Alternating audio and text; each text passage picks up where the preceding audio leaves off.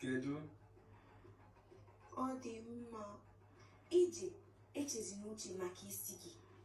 Nne, bịa rie nri ka unu pụọ. O papa. Ije, ọkwa ichetara otu anyị si eme?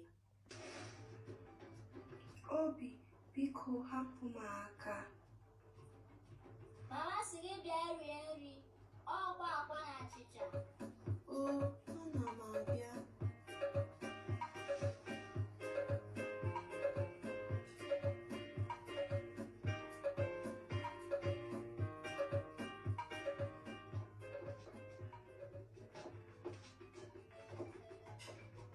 Mama na-abata ụtụtụ ọma, ezigbo nwa.